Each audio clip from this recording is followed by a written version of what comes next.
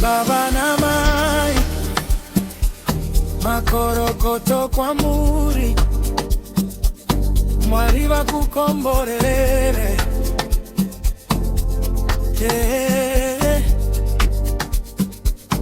Makandirera murudo, muchitambura muchinyemwerera. Makandi simu dzapanda kadonya, ndakadzidza upenyu nemi.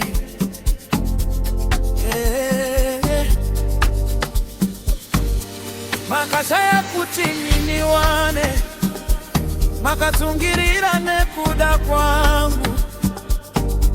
Nyasindamira pamakumbongu, ndinoti ndinokutendai.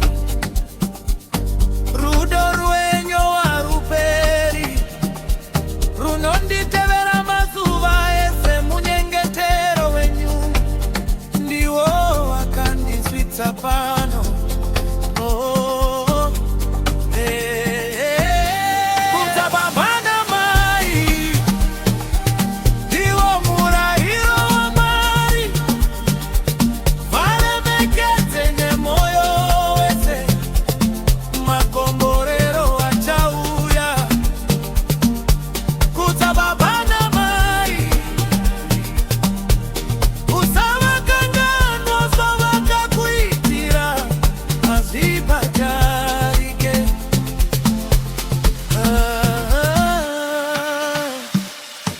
Kana ndichibudirira,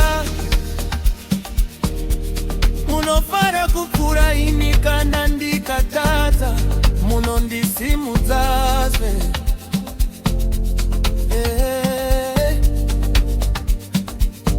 Mwari varambe vachikuchengetai, vakuwedzerei makore. Ndichagara ndichikudai, baba na mai vangu. Hazvina mari zvinotenga uroro rwababa na mai, hazvina munhu anotsiva chivo chamakandipa. Kudza baba